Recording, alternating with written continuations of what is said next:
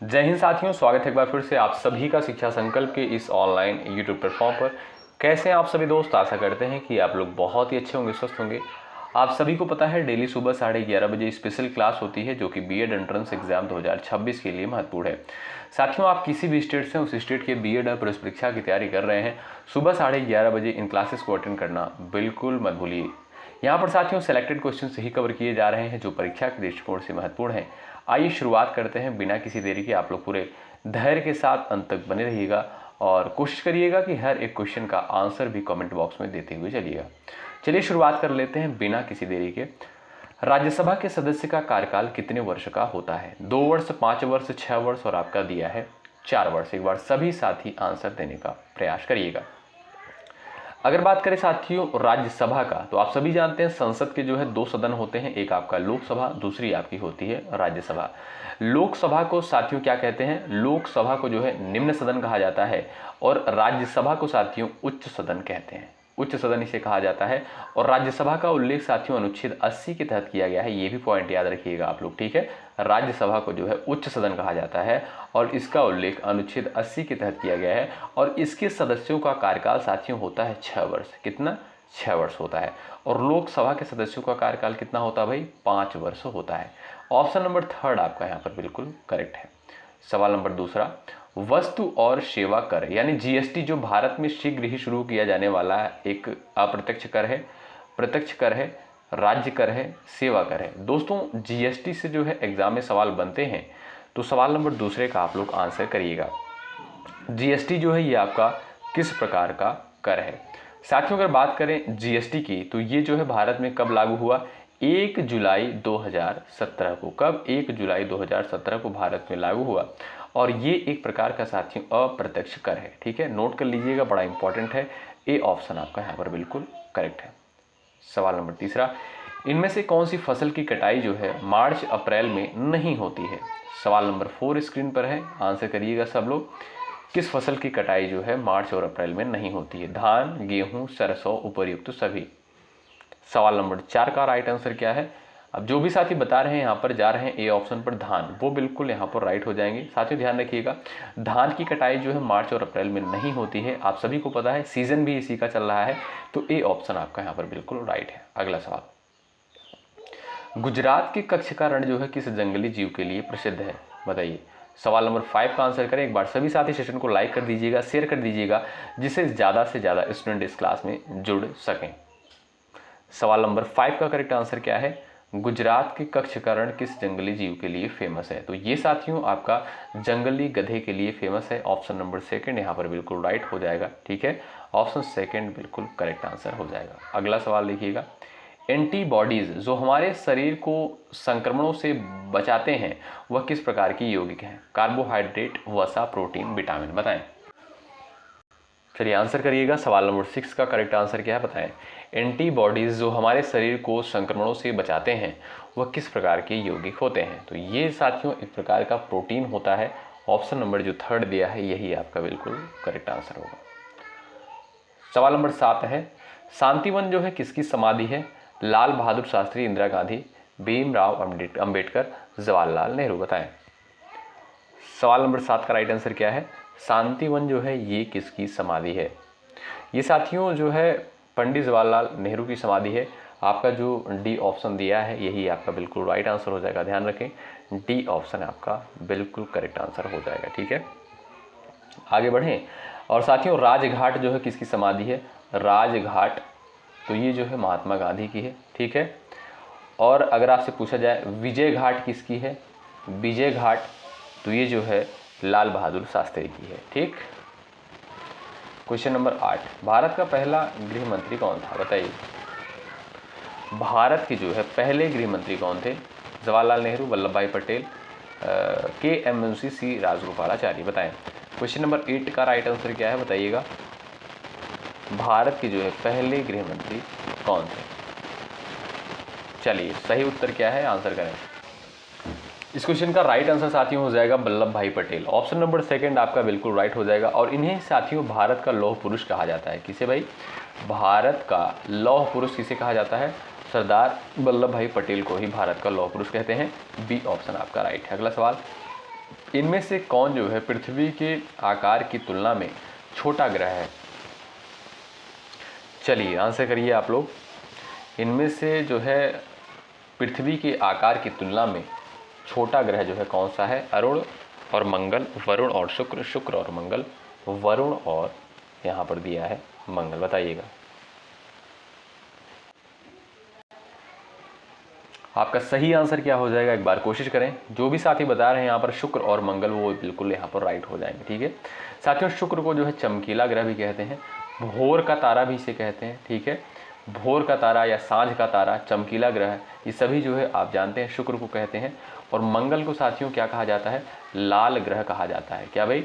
लाल ग्रह कहा जाता है मंगल को। तो आपका ऑप्शन नंबर यहाँ पर थर्ड बिल्कुल करेक्ट आंसर हो जाएगा। तो इनमें से कौन जो है पृथ्वी के आकार की तुलना में छोटा ग्रह है? मंगल साथियों छोटा है। ये भी जो है आप कहोगे लगभग समान है, लेकिन समान नहीं है, थोड़ा सा जो है छोटा है, इसलिए आपका ऑप्शन नंबर थर्ड बिल्कुल राइट आंसर हो जाएगा। अगला सवाल देखो, तमिलनाडु की पुलिकट में गैलरिया किले का निर्माण किसने करवाया था? अंग्रेज, डच, पुर्तगाली, फ्रेंच। बताएं सवाल नंबर 10 का करेक्ट आंसर क्या है? तमिलनाडु की पुलिकट में गैलरिया किले का निर्माण जो है किसके द्वारा करवाया गया था? तो ये साथियों डचों के द्वारा करवाया गया था। ऑप्शन नंबर बी बिल्कुल करेक्ट आंसर हो जाएगा। ठीक है, 17वीं शताब्दी में। कब भाई? 17वीं शताब्दी में। अगला सवाल, निम्नलिखित में से किस भारतीय राज्य की समुद्र तटीय सीमा सबसे छोटी है? गोवा, गुजरात, केरल, उड़ीसा। चलिए सवाल नंबर 11 का राइट आंसर क्या है बताएं, कोशिश करें। आपका सही आंसर साथियों हो जाएगा गोवा। ए ऑप्शन बिल्कुल राइट आंसर हो जाएगा। ठीक है, निम्नलिखित में से किस भारतीय राज्य की समुद्र तटीय सीमा सबसे छोटी है? गोवा की। कितनी भाई? 105 किलोमीटर लगभग। ठीक है, 105 किलोमीटर। और सबसे लंबी तटरेखा वाला राज्य कौन सा है? 1600 किलोमीटर है। किसकी? गुजरात की। ठीक है, लगभग 1600 किलोमीटर गुजरात की है। ठीक है, तो याद रखें आपका ए ऑप्शन करेक्ट है। अगला सवाल, स्मार्टफोन में सामान्यतः प्रयोग किए जाने वाला ऑपरेटिंग सिस्टम जो है कौन सा है? Android, iOS, Windows, Linux. बताएं। चलिए भैया आपका सही उत्तर क्या है? स्मार्टफोन में सामान्यतः प्रयोग किए जाने वाला ऑपरेटिंग सिस्टम होता है साथियों एंड्रॉयड होता है, सभी के हाथ में है, आप सभी जानते हैं। ये ऑप्शन आपका यहाँ पर बिल्कुल राइट आंसर हो जाएगा।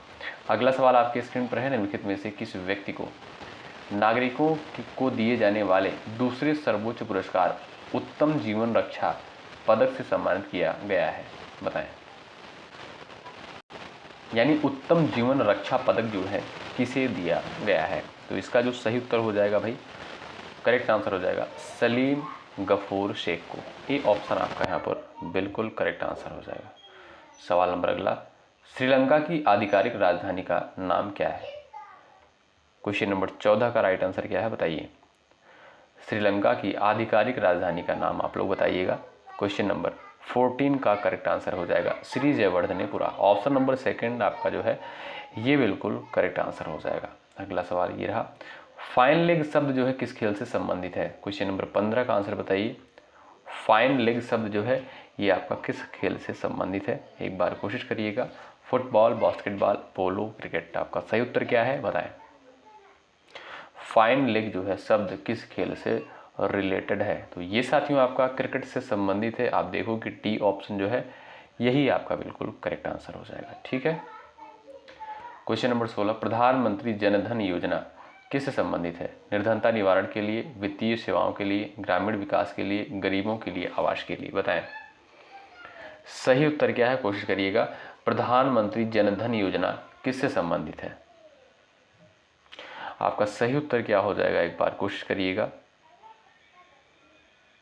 तो ये साथियों वित्तीय सेवाओं से संबंधित है, यानी आप कह सकते हो वित्तीय समावेशन।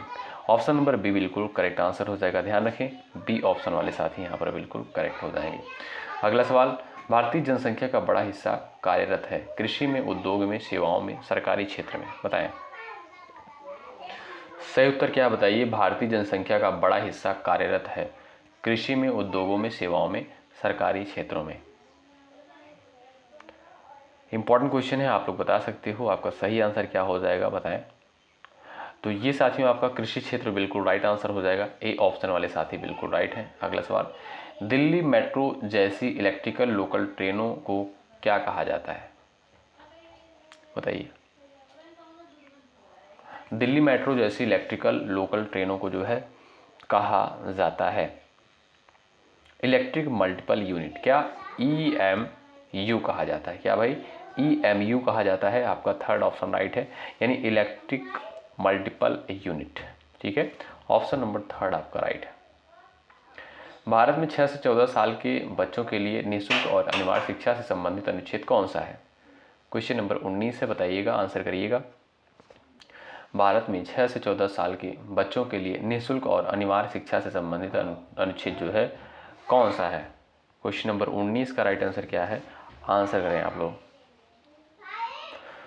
तो ये आर्टिकल 21A आपका राइट हो जाएगा। ठीक है, कौन सा? Article 21A। Option number D बिल्कुल करेक्ट आंसर हो जाएगा। ठीक है भाई, याद रखें, बहुत ही इंपॉर्टेंट क्वेश्चन है ये परीक्षा के दृष्टिकोण से। अगला सवाल ये रहा, भारतीय औद्योगिक विकास बैंक यानी IDBI का स्थापना किस वर्ष किया गया था? बताइए। चलिए, भारतीय औद्योगिक विकास बैंक IDBI का स्थापना जो है कब हुआ था? साथियों 1 जुलाई, कब भाई? 1 जुलाई 1964 को जो है इसकी स्थापना हुई थी। आपका ए ऑप्शन बिल्कुल राइट आंसर हो जाएगा। ध्यान रखें, ए ऑप्शन बिल्कुल करेक्ट आंसर है। कौन सा एक प्राकृतिक रेशा नहीं है? लिनन, रेशम, जूट, नायलॉन। बताइए कौन सा जो है आपका एक यहाँ पर प्राकृतिक रेशा नहीं है, यानी कौन सा ऐसा जो रेशा है जो नेचर से प्राप्त नहीं होता है? तो नायलॉन आप सभी जानते हैं, ये जो है कृत्रिम रेशा है। डी ऑप्शन आपका बिल्कुल करेक्ट आंसर हो जाएगा। ठीक है, डी ऑप्शन करेक्ट है। अगला सवाल देखिए, निम्न में से कौन सा तत्व जो है धम्म में वर्णित नहीं है? माता पिता का आज्ञा पालन, दान पुण्य, भ्रात भाव, संघ के प्रति आस्था। चलिए, आपका सही उत्तर क्या है? आंसर करिए। निम्न में से कौन सा तत्व जो है धम्म में वर्णित नहीं है? तो आपका जो सही आंसर है हो जाएगा भ्रात भाव। ऑप्शन नंबर थर्ड बिल्कुल राइट है। अगला सवाल, दारा शिकोह किसका भाई था? दारा शिकोह जो है किसका भाई था? हुमायूं, अकबर, शाहजहां, औरंगजेब का भाई। बताइए 23 का राइट आंसर क्या है? आंसर करें। तो साथियों दारा शिकोह जो था ये औरंगजेब का भाई था। किसका? औरंगजेब का भाई था। ऑप्शन नंबर आपका जो 4 दिया है यही बिल्कुल राइट आंसर है। अगला सवाल, कौन सी बीमारी में कीटाणु के संपर्क में आने के बाद टीका दिया जाता है? पोलियो, खसरा, रेबीज, चेचक। कौन सी बीमारी में कीटाणु के संपर्क में आने के बाद टीका दिया जाता है? चलिए, तो यहाँ पर आपका सही उत्तर क्या है? आपका राइट आंसर हो जाएगा साथियों रेबीज। ऑप्शन नंबर थर्ड बिल्कुल राइट है। अगला सवाल, कठोरतम पदार्थ जो है इसमें से आपका कौन सा है? टंगस्टन, हीरा, स्टील, ग्रेफाइट। चलिए, कठोरतम पदार्थ इसमें से आपका कौन सा हो जाएगा? आपका सही उत्तर दोस्तों क्या है इसमें? हीरा है। ऑप्शन नंबर सेकंड बिल्कुल करेक्ट आंसर है। ठीक है, ऑप्शन नंबर थर्ड आपका यहाँ पर सेकंड बिल्कुल राइट आंसर होगा। अगला सवाल, दक्कन का पठार किस राज्य में स्थित है? आंध्र प्रदेश, कर्नाटक, उत्तराखंड और आपका इनमें से कोई नहीं। बताएं दक्कन का पठार जो है ये आपका किस राज्य में स्थित है? बताइए सही उत्तर क्या हो जाएगा? 26 का राइट आंसर बताएं आप लोग। दक्कन का पठार तो ये साथियों आपका कर्नाटक राज्य में स्थित है। कहाँ पर? कर्नाटक में है। बी ऑप्शन बिल्कुल करेक्ट आंसर हो जाएगा। अगला सवाल ये रहा, दिल्ली में जामा मस्जिद किसके द्वारा बनवाई गई थी? 27 का करेक्ट आंसर क्या है? बताएं। चलिए भाई, सेशन को एक बार शेयर कर दीजिएगा अपने सभी साथियों के पास। जो भी साथी चैनल पर नए हैं जुड़ जाइएगा, सब्सक्राइब करके बेल आइकन को जरूर प्रेस कर सकते हैं। निश्चित रूप से आपको साथियों यहाँ पर हेल्प मिलेगी। टेलीग्राम चैनल से जो भी साथी नहीं ज्वाइन हुए हैं, टेलीग्राम चैनल से भी आप लोग जुड़ जाइएगा। डिस्क्रिप्शन बॉक्स में लिंक देखने को मिल जाएगा। दिल्ली में जामा मस्जिद किसके द्वारा बनवाई गई थी? तो ये साथियों शाहजहां के द्वारा। किसके द्वारा? शाहजहां के द्वारा। ऑप्शन सेकंड आपका राइट है। यहाँ पर अगला सवाल है, अर्थव्यवस्था में अति मुद्रा स्फीति यानी हाइपर इन्फ्लेशन का परिणाम क्या होता है? आसान ऋण, वस्तुओं के उत्पादन में वृद्धि, मुद्रा की कीमत में गिरावट, बैंकों में जमा में वृद्धि। बताएं हाइपर इन्फ्लेशन जिसे कहते हैं भाई, यानी अति मुद्रा स्फीति, इसका परिणाम क्या होता है अर्थव्यवस्था में? तो इसका जो परिणाम होता है वो होता है साथियों मुद्रा की कीमत में गिरावट। क्या? मुद्रा की कीमत में गिरावट। ऑप्शन थर्ड आपका राइट आंसर है। किस सॉफ्टवेयर में स्प्रेडशीट्स होते हैं? किस सॉफ्टवेयर में स्प्रेडशीट्स होते हैं? 29 का राइट आंसर क्या है बताएं। PowerPoint, Microsoft Word, Windows Media Player, Microsoft Excel. आपका राइट आंसर क्या है साथियों? आपको पता होना चाहिए माइक्रोसॉफ्ट एक्सेल। क्या भाई? डी ऑप्शन आपका यहाँ पर राइट है। डी ऑप्शन वाले दोस्त करेक्ट है। अगला सवाल, कौन सा एक बड़ा कोयला उत्पादक राज्य है? कौन सा एक बड़ा जो है कोयला उत्पादक राज्य है? सवाल नंबर 30 आपके स्क्रीन पर है। बिहार, केरल, असम, छत्तीसगढ़। 4 ऑप्शन आपके सामने दिए गए हैं, कोशिश करें आप लोग आंसर देने के लिए। तो साथियों वो है आपका कौन सा भाई? छत्तीसगढ़। यहाँ पर इस ऑप्शन के अकॉर्डिंग छत्तीसगढ़ आपका डी ऑप्शन करेक्ट हो जाएगा। ठीक है, अगर आप देखोगे साथियों कोयला उत्पादक कौन कौन से प्रमुख राज्य हैं? छत्तीसगढ़, झारखंड, उड़ीसा, ये सभी जो है आपके क्या है? कोयला उत्पादक राज्य है। एक लोहे का जहाज पानी में तैरता है पर एक लोहे की गेंद पानी में डूब जाती है, यह किसका कारण है? और ये उदाहरण किसका है? न्यूटन के दूसरे नियम का, पास्कल के नियम का, आर्किमिडीज के नियम का, डाल्टन के नियम का? बताएं। चलिए, सही उत्तर क्या है साथियों? आर्किमिडीज के नियम का। ठीक है, ऑप्शन नंबर 3 आपका यहाँ पर बिल्कुल राइट है। अगला सवाल, निम्नलिखित में से कौन सी ऑटोमोबाइल गैस एक वायु प्रदूषण नहीं मानी जाती है? 32 बताएं। निम्नलिखित में से कौन सी ऑटोमोबाइल गैस एक वायु प्रदूषण नहीं मानी जाती है?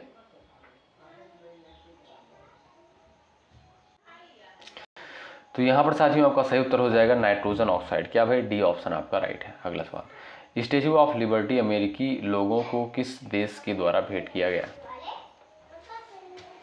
चलिए भाई आंसर करिएगा। स्टैच्यू ऑफ लिबर्टी अमेरिकी लोगों को किस देश के द्वारा भेंट किया गया? सही उत्तर क्या हो जाएगा भाई? फ्रांस के द्वारा। ऑप्शन नंबर 3 करेक्ट है। अगला सवाल, निम्नलिखित में से कौन सी वस्तु की मांग लगभग पूर्णतः बेलोचदार होती है? 34 का राइट आंसर क्या है? ये आपका साथियों अर्थव्यवस्था का सवाल है। निम्नलिखित में से कौन सी वस्तु की मांग लगभग पूर्णतः बेलोचदार होती है? 34 का राइट आंसर क्या है? आधारभूत खाद्यान्न। ऑप्शन सेकंड बिल्कुल करेक्ट आंसर हो जाएगा। ठीक है, Korba super thermal power plant कहाँ पर स्थित है? Korba super thermal power plant जो है ये आपका कहाँ पर स्थित है? 35 का राइट आंसर क्या है? छत्तीसगढ़। डी ऑप्शन करेक्ट हो जाएगा। ठीक है, अगला सवाल, रोनाल्ड गैरोस किस टेनिस ग्रैंड स्लैम से जुड़े हैं? रोनाल्ड गैरोस जो है किस टेनिस ग्रैंड स्लैम से जुड़े हुए हैं? ये फ्रेंच ओपन से जुड़े हुए हैं। ऑप्शन नंबर आपका भी बिल्कुल राइट आंसर हो जाएगा। ठीक है भाई, आपका सेकंड ऑप्शन करेक्ट होगा। अगला सवाल, कंप्यूटर की भाषा में बस का मतलब क्या है?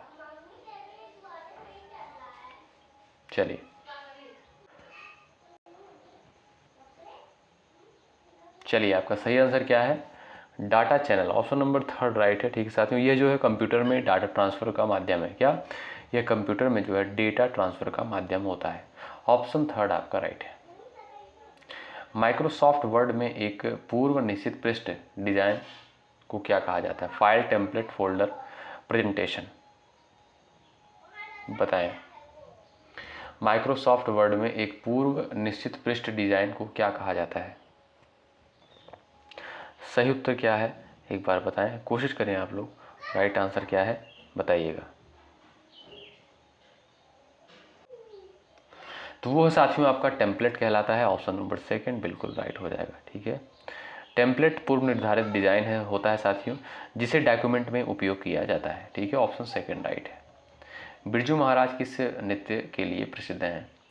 बिरजू महाराज जो है किस नृत्य के लिए प्रसिद्ध हैं? कथक, सितार, तबला और आपका दिया है सारंगी। तो इस सवाल का जो करेक्ट आंसर हो जाएगा ये कथक के लिए फेमस है।